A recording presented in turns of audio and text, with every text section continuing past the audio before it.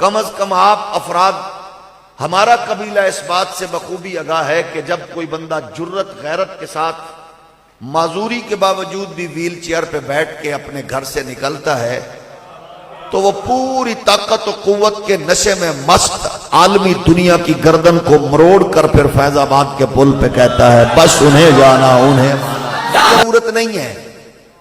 کم از کم یہ بات 2 نسلوں 3 نسلوں تک تو چلنی چاہیے۔ فیڈر پیتے بچے نے اس سے جذبے لیے، سفید ریش بزرگوں کو ہم نے اس کے سامنے عشق کا ایک خوبصورت ماحول بنے ہوئے دیکھا۔ اسلام آباد کی یخبستہ ہواؤں میں فیض آباد کے پل پر جس نے پوری کائنات کو یہ پیغام دے دیا، بکنے والے اور ہیں جا کر خرید لو محسن، ہم لوگ تو قیمت سے نہیں قسمت سے ملا کرتے۔ اگر ایک مرد مجاہد ماحول کو بدل دیتا ہے، بس آنکھ میں آنکھ ڈالنا ضروری ہے۔ کفر کے پاؤں کے نیچے ریت ہے۔ عالمی استعماری قوت اتنی زیادہ کمزور ہے کہ وہ قسم ہے اللہ کی، میں اللہ کے گھر میں بیٹھ کر علماء اور مشائخ کی موجودگی میں اور سادات کی میزبانی کے اس خوبصورت ماحول میں آپ کی خدمت میں یہ عرض کروں کہ کفر اتنا کمزور ہے کہ وہ اس مرد کلندر کا وہ لگایا ہوا نعرہ اس کو بھی تک برداشت نہیں ہو رہا۔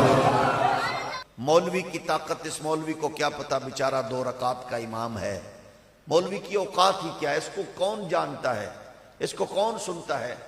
آپ دیکھتے ہیں کہ بعض اوقات یہ آوازیں ایسی اس انداز سے مذاق کے طور پر لوگ تنقید کے طور پر کر رہے ہوتے ہیں، اس کی ویورشپ کیا ہے۔ محلے میں 4 نمازی جاننے لگے تو مولوی کہتا ہے کہ میں بہت کچھ کر رہا ہوں۔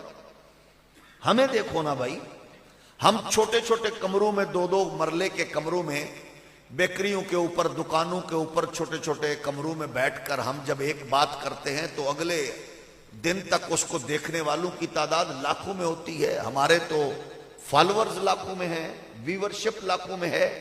یہ ہے وہ تقابل جس کے ذریعے تیری اور میری نسل کو یرغمال کرنے کی منصوبہ بندی ہے۔